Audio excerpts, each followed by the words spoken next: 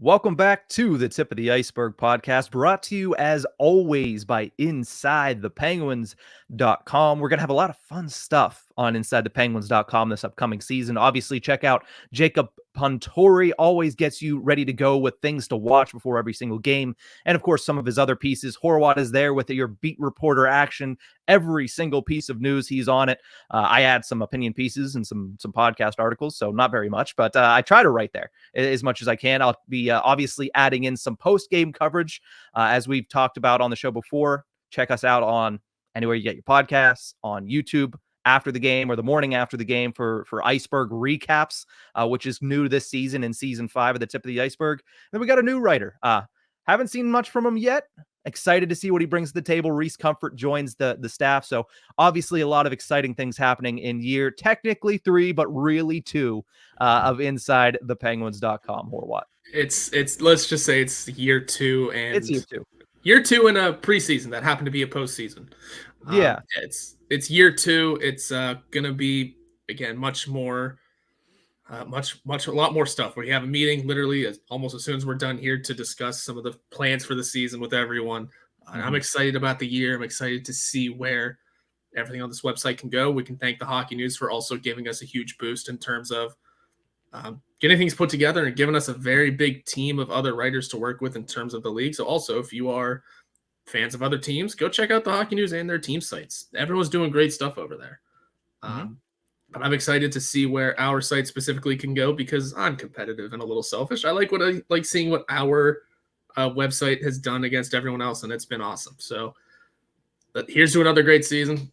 We got a week until Connor Bedard is here, probably tearing us to pieces. Yeah, we'll see. Obviously, Connor Bedard has looked just as advertised in preseason, but again, there's a reason it's preseason. We'll see what happens when the puck drops on October 10th. But before that, the Penguins do have to get through the final week of training camp. There are some decisions to be made over the next couple of days. Hopefully, not made in the next few hours, because I would like to edit this and get it out before before cuts happen and before anything we say gets ruled to be not really mattering anymore. But the Penguins currently sit with 38 players on their training camp roster. Need to get down to 22 expected by next Monday, which is when finalized rosters are due for the NHL. But Kyle Dubas said, you know what? I got a week till I have to get 15 guys off this team right now in a week. Let's add one. Let's claim somebody. He went out yesterday and claimed Jansen Harkins from the Winnipeg Jets. Harkins is a second-round pick in 2015 of the Winnipeg Jets. Last season, he played in only 22 games for them, about quarter of the season, scoring 5 points, 3 of them being goals. And it's just one more defensive-minded fourth-line forward for the Pittsburgh Penguins. What did you think when you saw that Pittsburgh had acquired Jansen Harkins? Well, my first immediate thought was, okay, more help for the AHL team. And that was truly my first thought. And then I remembered, oh yeah, Colin White is still here on his PTO. And Jansen Harkins is not immediately being sent to the AHL. Well, yeah, he'd have to go through waivers. I thought you could continue sending him through after you claimed him. I don't know how waivers work. No one does. But that being said, hey, it's another name to add to the battle here. It's another name to possibly fight for a legitimate roster spot, considering the depth at forward center. The center depth. It's not going to be easy. It's not going to be easy for him to come in with a week left and stake a claim. But I mean, if you look at the numbers at the NHL level last year, not phenomenal. Definitely defensive minded. Those AHL numbers though last year were kind of bonkers. He had a clean 25 and 25, and I forget how many games, but 50 points even at the AHL level is pretty solid. We saw Alex Nylander put up however many it was last year, and we couldn't stop screaming for him to join the lineup. So, I mean, who knows what exactly Harkins can bring, but it'll be interesting to see him take the ice for the first time with the Penguins. I'm assuming today. Maybe he'll get some preseason action in tomorrow. We'll see how it goes. We'll just have to keep an eye on him now. Another name to watch, guys.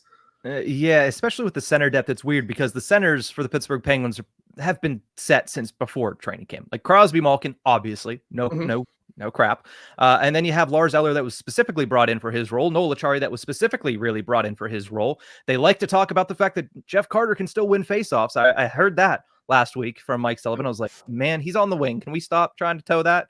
Like, can we stop trying to pull that one out? But the Penguins Poulan. Like, honestly, this guy better not block Poulan. That's my only thing with him. Like, cool, another name.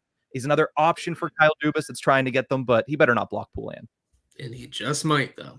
We'll see. And when it comes to Jeff Carter also taking draws, that's an old adage, though. We figure Mike Sullivan has always kind of liked having two guys who had the ability, at least, to play center.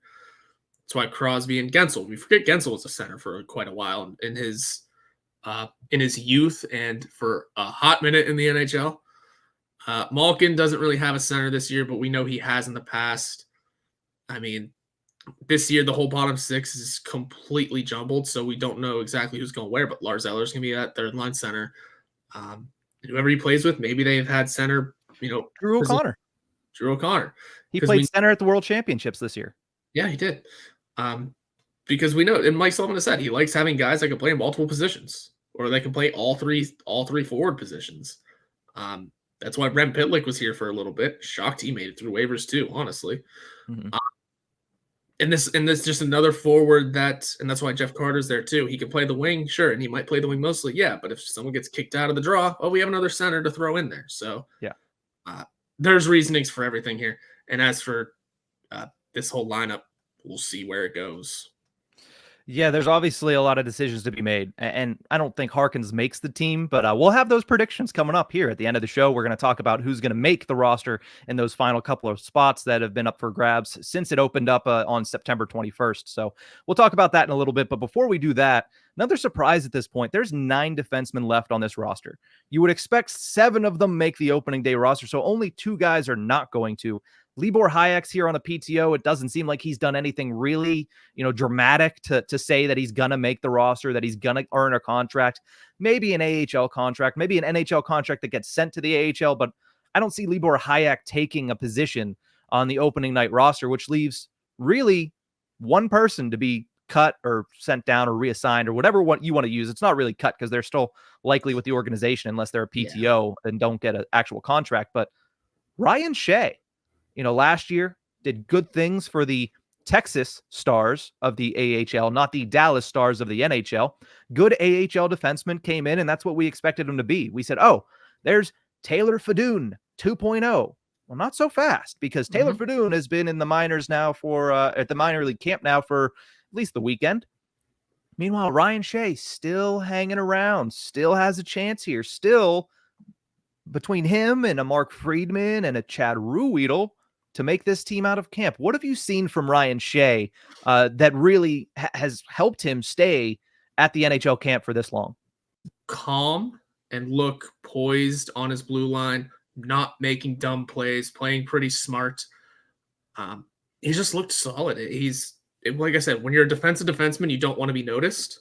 And that's kind of a key, unless you're just watching him. And that's kind of the point. And you haven't really noticed him. You haven't seen him blow positioning. You haven't seen him just miss assignments. That's kind of the key here. I was talking to Ryan Graves, and he said whenever it comes to, a player like him, at least, you're not going to notice, their offensive ability. They make their noise by being unnoticeable or being in the game and just kind of doing their thing. And that's exactly what Ryan Shea has done so far.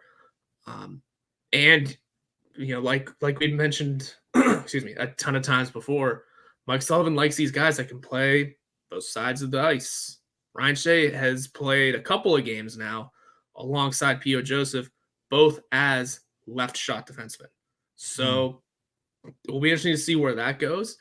That gives him an upper hand. I mean, we thought Ty Smith, because he's a left shot defenseman, is getting an audition on the right side of the rink. Maybe that gives him another opportunity. It didn't.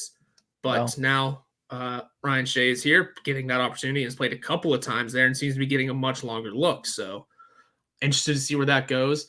If he survives, I'm blanketly making assumptions that more cuts come today.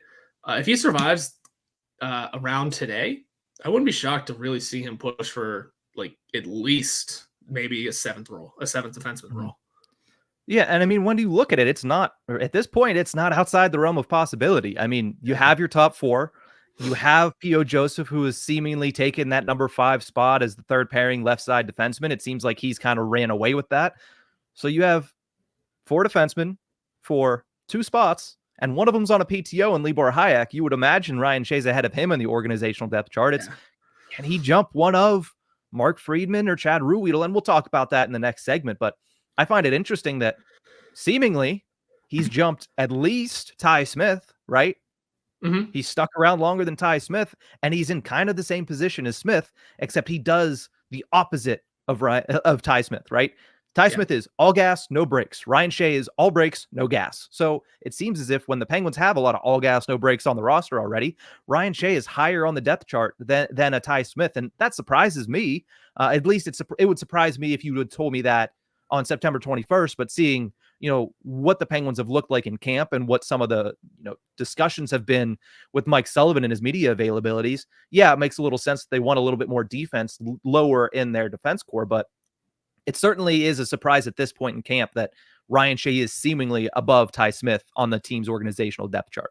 Yeah, and if you ask the same people that Elliot Friedman on the 32 Thoughts podcast asked, the Ty Smith thing is because he doesn't have the same compete level that a lot of other guys on the team or guys in the league have, and that does hurt. So if it's just based on compete level, well, Ryan Shea's got him beat there, I guess. It's that'll push him up the ladder. That'll give him a few extra rungs up. He also, let's just be real here, everyone may have lucked out that Mark Pysyk got injured. Let's also throw that one out there. Like everyone on this team may have gotten pretty lucky that that unfortunate injury happened to Mark Pysyk, because he seemed, at least in the first couple days, pretty set up to take that spot. Now with him down, and we don't know for how long, we still don't really know anything about it. Hell, Will Butcher's also still skating with the injured players. We thought maybe he could fight for a minute. Those injuries may have really helped certain guys like Ryan Shea immediately push himself into a roster spot. So not that he has Mark Pysyk to thank, because that's just unfortunate, but he has him to thank for, maybe making his NHL debut, by the way. Ryan Shea is yet to play an NHL game. He's 26, and according to certain people, has looked really damn good in the minor leagues, and deserves his push to the NHL roster.